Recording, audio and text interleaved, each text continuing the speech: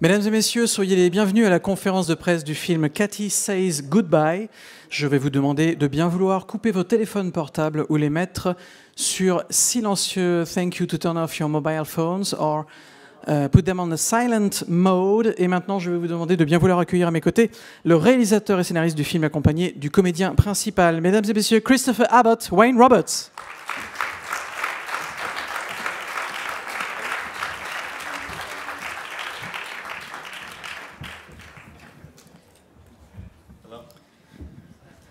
Je vais donc vous demander également de bien vouloir lever la main afin que nous puissions vous faire passer les micros. Y a-t-il une première question dans la salle? Madame ici.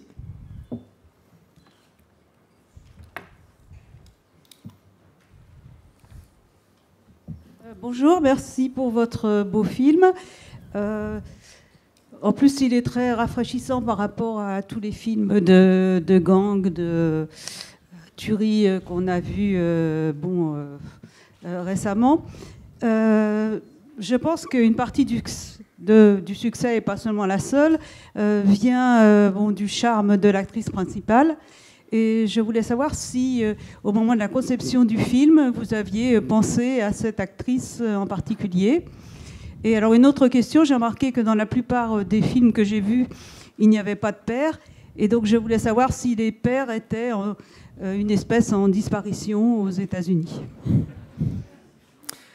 First of all, hello, and thank you for your movie, which this lady says is quite fresh in the selection of this American Film Festival here in Deauville, because a lot of the other movies, especially in the last few days, were centered around a common theme, which was, like gangs and killings and stuff like that. So it was pretty much different. So thank you for that to begin with. Well, thank you.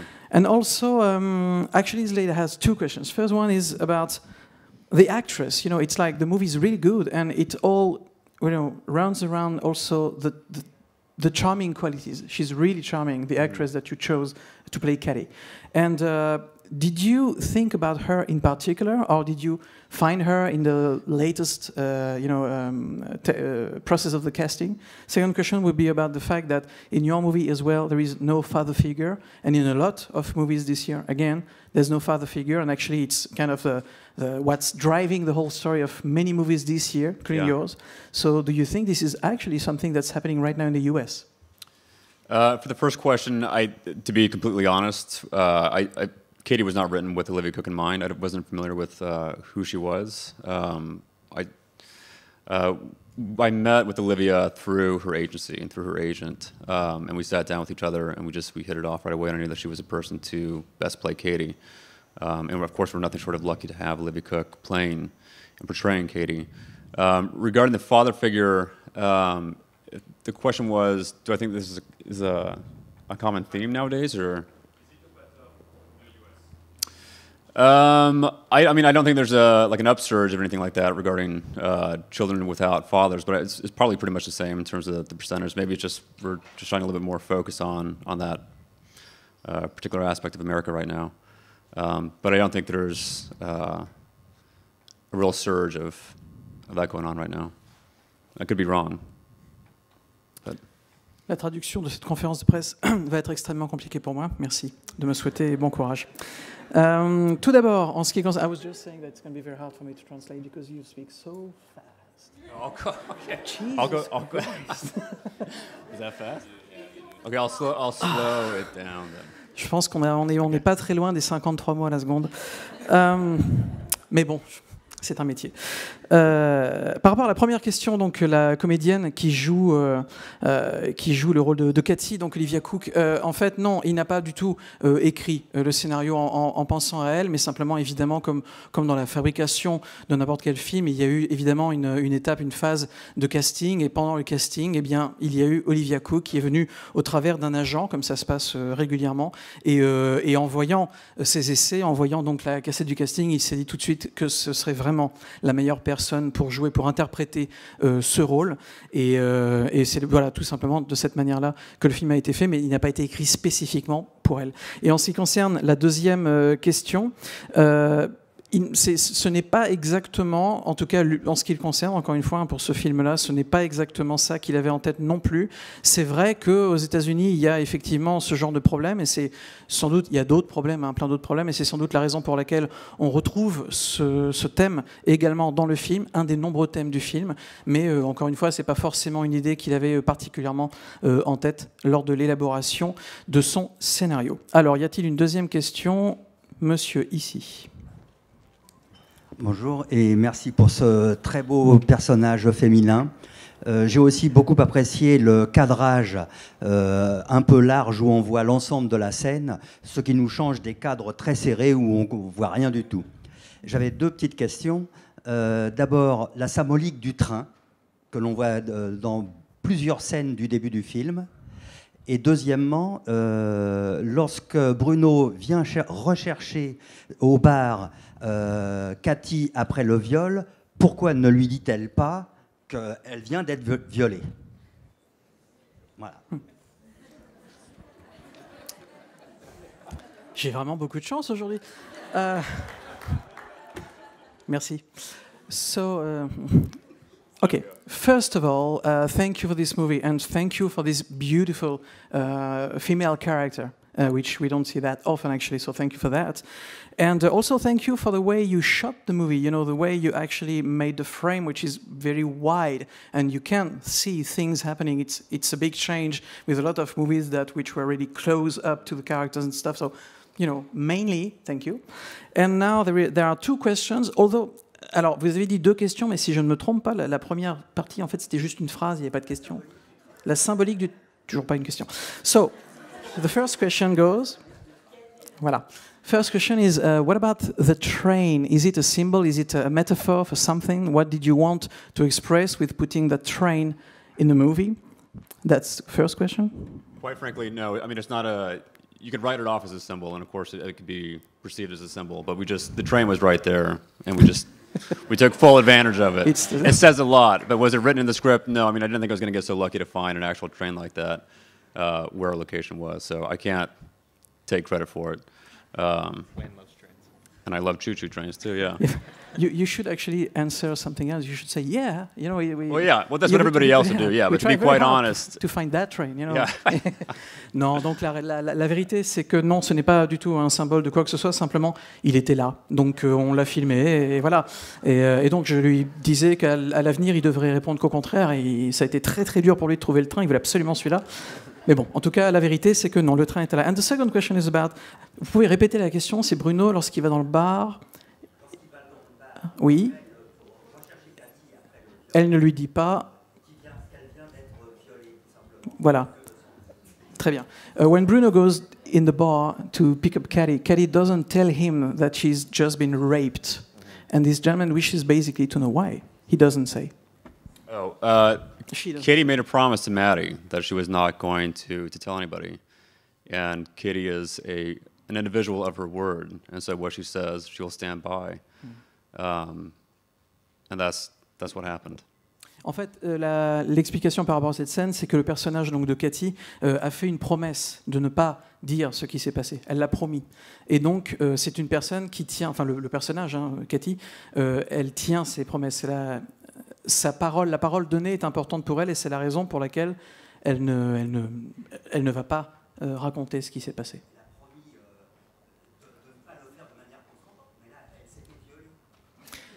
She promised not to say if she was willing, but she was not willing because she was raped.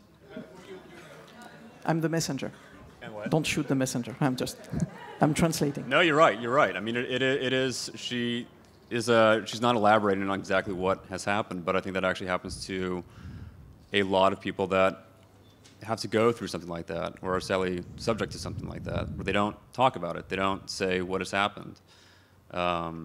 It's upsetting. But I don't think we can pass judgment on the way that they're handling the situation. And again, Katie is an individual of her word. Oui, le réalisateur nous dit que vous avez raison, effectivement, pourquoi ne l'a-t-elle pas fait, mais il nous explique également que, en fait, ça arrive souvent dans la vie, c'est-à-dire que lorsqu'une personne passe par ce genre d'événement traumatisant, très souvent, pour ne pas dire la plupart du temps, elle ne va pas le dire, elle ne va pas le raconter, elle va le garder pour elle. Et donc, parce que voilà, c'est un traumatisme, et en général, c'est très difficile d'en parler. Et puis, encore une fois, il y a également le fait que c'est une personne qui, donc, tient sa parole, etc., etc. Mais c'est vrai que, encore une fois, hein, dans la vraie vie, dans la réalité malheureusement sordide de ce genre d'événement, bien souvent, voilà, on garde ça pour soi. Alors, monsieur au fond, après on reviendra. Je suis désolé, je peux arranger tes affaires. Je voulais savoir, est-ce qu'il n'y a pas un côté biblique dans ce film, et à savoir que le personnage de Cathy est un personnage très christique qui se sacrifie jusqu'à la fin, voire même en remontant aux origines, au mythe des origines, on pourrait y voir la putain du temple babylonien. Désolé. Au revoir. Bien. I don't know. I mean, hang in there. All right. So this gentleman, who is a little bit obsessed with the Bible and everything, says that I know you are. Says that according to him, the character of Katie is actually almost, she almost looks like a character from the Bible itself. The fact that she has some kind of a Christian figure, and at the end of the movie, it's almost like she goes up to sacrificing herself. What is your reflection on that? And is it something that you wanted to actually take any idea from? A nod to Christianity? No. Certainly not. I mean, she has saint-like qualities to her. But it's not, no, we certainly try to steer away from any sort of a Catholic or Christian-like film. I mean, Katie has sort of devised her own religion of sorts. She was raised without religion, and she's constructed this this nightly ritual, which is sort of like a prayer to her father. So she's sort of structured her own religion, or her own viewpoint to best navigate the world, but it's not, she's not navigated by Christianity or Catholicism. Donc le réalisateur nous explique que, selon lui, en tout cas, non, le personnage n'est le personnage n'est pas un personnage biblique, en tout cas pas consciemment. Bien sûr, elle a été élevée d'une certaine manière. Bien sûr, il y a forcément certains thèmes. On peut parler de rédemption, de ceci, de cela, que l'on peut évidemment lier d'une manière ou d'une autre à ce qui se passe dans la Bible, ce thème du sacrifice dont vous parliez, etc. Mais c'est pas du tout de cette manière-là qu'il a envisagé la chose. La manière qu'a le personnage donc de Cathy de naviguer dans le monde, la manière qu'elle a d'évoluer dans le monde plutôt, c'est une manière qu'elle a retirée de son éducation, de ceci, cela, mais de le lier vraiment directement à un côté biblique ou christique, non, ce n'était pas, c'est pas comme ça en tout cas qu'il l'a écrit, et c'est pas comme ça qu'il l'envisageait. Une autre question, donc oui, monsieur. Justement, pour rebondir, comment il envisageait ce personnage? Est-ce que c'était pour lui, il voulait faire un portrait à la fois d'une femme vulnérable et forte? Voilà, est-ce qu'il peut développer un peu? So actually, in order to continue on that theme, what about this character? How did you envision this character? This character is at the same time fragile but strong, and what was your idea behind the psychology of the character? I mean, the idea behind Katie was, it is her strength. You can say that she's fragile, but I think she is I mean, in my opinion, she's the strongest person that I've sort of come across in some way, despite the fact that she's fictional. She's certainly a hell of a lot stronger than I am, and will ever be. It is her triumph, the fact that she takes these circumstances of her life and she doesn't allow it to actually rob her of her innocence. But that's an effort that she makes. That's something that requires a great deal of work on her end.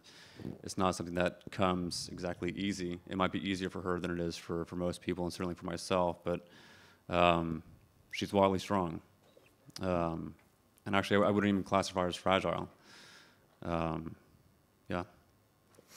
Le réalisateur nous explique qu'elle a clairement une vraie force intérieure.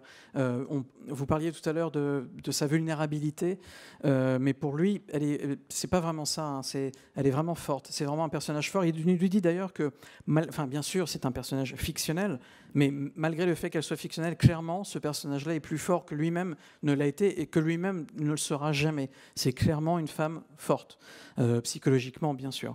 Et même si tout n'est pas facile pour elle, elle doit toujours produire un certain niveau d'effort pour arriver à ses fins, mais c'est clairement une personne qui est forte et, encore une fois, qui fait des choses, qui accomplit des choses que lui n'aurait sans doute pas la force de faire ou d'accomplir. Y a-t-il une autre question dans la salle? Monsieur ici. Bonjour, alors c'est une question pour Christopher, puisqu'on commence à s'habituer à lui, puisqu'on l'a vu hier dans Sweet Virginia. C'était un rôle déjà de composition très intense. On retrouve ici un autre rôle de composition, avec les kilos en plus, mais toujours ce côté très, très taciturne. J'aimerais savoir si c'est ce type de rôle renfermé, puissant de l'intérieur, qui intéresse Christopher. Well, Christopher, question goes to you. We have seen you here a few days ago with Sweet Virginia, and you were already playing someone who's actually quite far from you. And in that movie, once again, you play a completely different character, someone who is actually much thicker to begin with, physically, and also who is very strong and almost angry, but inside, with an inner strength that is actually quite impressive. Are you specifically attracted to that kind of roles? What drove you into playing that role? For both movies or just For the for both? but for both. Okay, for both movies. Well, I'm attracted to characters that are inherently are struggling with something in themselves. The character of Bruno in Katie Says Goodbye is, someone who obviously has a long, dark past, and the reason he is the way he is comes from a place, I think, of a little bit of shame and a lot of wariness about the world. And so his distrust that he has in people kind of, I think, comes from an innocent place, and then it comes out as anger. So in a way, even though he's a violent character in some way, I find that there's a lot of humanity in that. And then for Sweet Virginia, where the character, I guess, is a bit of a sociopath in some ways, it's also my job to find the strange humanity in that. And I feel like then he is someone who has had a lot of problems in his life, has some forms of mental illness. Does it justify him killing people? No, of course. But to have a little sense of feeling bad for these characters, or having some heart for these characters, you try to find the good in each of them, and if either of them can come from a little bit of a good place, or if there's something winning inside of them, then it means there could be a little bit of hope, and I find that to be very human.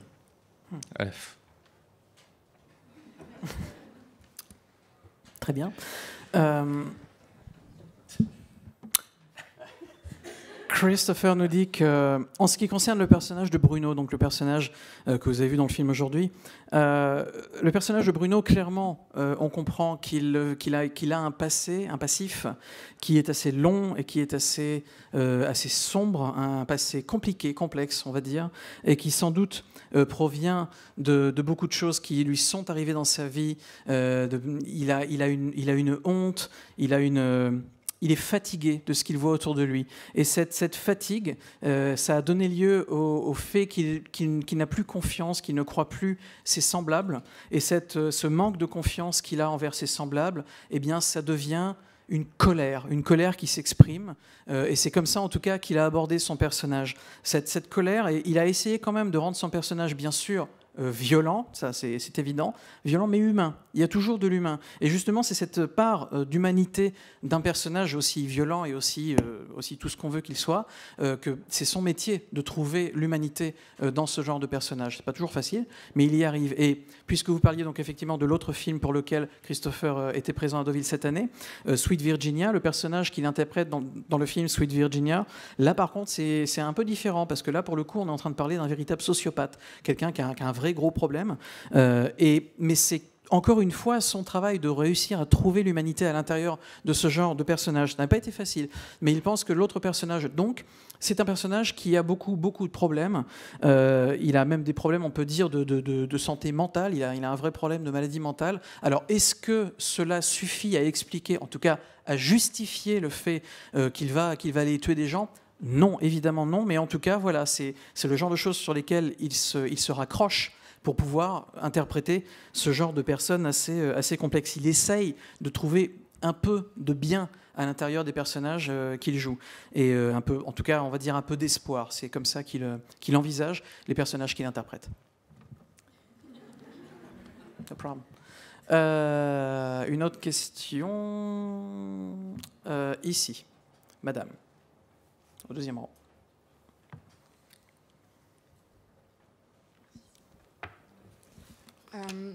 Because of the title, I thought that at some point she was going to lose her mind. So when she left the diner, I really hoped that she was going to punch the other waitress in the face.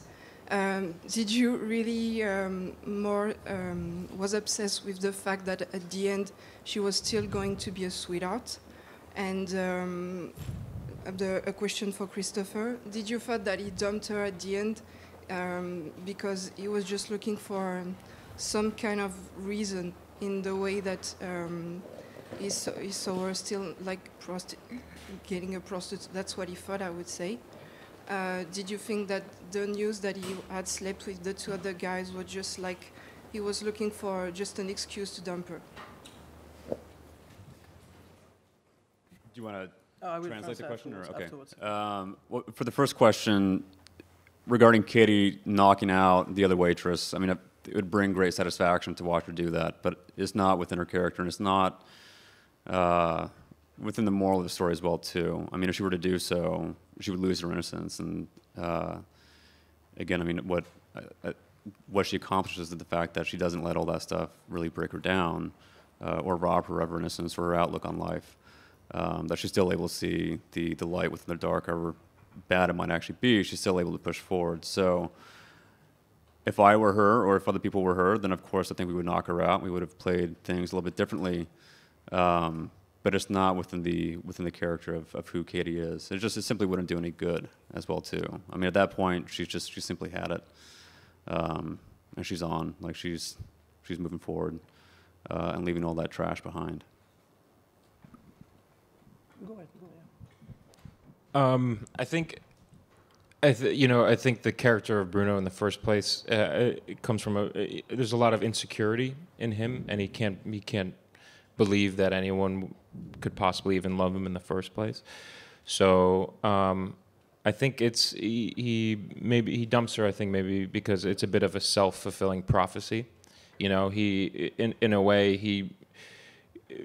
As much love as Katie would show for him, he would never. It would never really sink in that it was real. So he was in a way waiting for her to wrong him the whole time, and then so it's self-imposed, and I think in that way, and he it's like he finds out, oh, I was right the whole time, and he's not emotionally able to deal with it. La première question portait sur le fait, vous disiez, lorsque vous avez vu le titre, hein, vous avez pensé que c'était peut-être un rapport avec le fait que Cathy, donc le personnage de Cathy, à un moment donné, allait devenir un peu, enfin, allait perdre la tête, perdre la raison. Et on a eu à un moment donné cette impression également dans le film lorsqu'elle frappe sa collègue, j'ai oublié waitress, la serveuse, voilà, la serveuse dans le bar. Donc, est-ce que c'était, donc la question pour le réalisateur, est-ce que c'était également quelque chose qui était important pour vous, le fait de faire comprendre au public qu'à la fin, elle est toujours douce, elle est toujours gentille, qu'elle n'a pas complètement perdu perdu les pédales. Et le réalisateur nous dit que, en fait, cette séquence dans le film, pour lui, c'était surtout le fait d'expliquer, d'exprimer en tout cas, qu'elle ne va pas... Elle a envie, en tout cas, elle a envie de s'accrocher aux faits, elle a envie de s'accrocher à cette réflexion qui est qu'elle ne va pas laisser ce qui lui arrive la briser complètement. Elle va essayer de se battre pour justement aller de l'avant, pas complètement la briser, mais il y a un moment donné, elle n'en peut plus, quoi. Il faut que ça explose, il faut que ça sorte d'une manière ou d'une autre, mais c'était également important pour lui de montrer qu'on pouvait réfléchir à ces éléments-là de manière différente. Mais voilà, simplement, à ce moment-là du film, elle n'en peut plus, quoi. Voilà, il y a un moment donné, elle en a jusque-là, et elle a envie de laisser tout ça derrière elle, elle a envie de recommencer quelque chose de nouveau, mais voilà, c'est comme ça, en tout cas, que lui avait envisagé cette scène, et pour ce qui concerne Christopher, il nous dit que le personnage de Bruno, c'est un personnage qui a beaucoup d'insécurité en lui, qui ne se sent pas, il se sent pas sûr de lui. Il a toujours besoin qu'on le rassure, il a toujours besoin qu'on lui explique que tout va bien, qu'il est voilà. Et en fait, il a besoin de savoir. En tout cas, il a besoin qu'on lui dise qu'il n'y a pas que du mal en lui et que tout ce qu'il y a autour de lui n'est pas forcément mal, etc. Mais il est tellement rempli d'insécurité qu'il n'y croit pas une seconde et que pour lui, pour ce personnage-là, le plus important, c'est presque de se dire c'est moi qui avais raison. En fait, j'avais raison depuis le début. C'est exactement comme ce que j'imaginais. Ce que je m'étais dit depuis le départ, c'était ça. Et voilà, et ce ne sera pas autre chose. Et c'est vraiment de cette manière-là, encore une fois, qu'il a envisagé le personnage. Je suis désolé, on va être obligé d'aller un peu vite. On va prendre une dernière question et on va être obligé de se dépêcher. Y a-t-il une dernière question ici, au premier rang?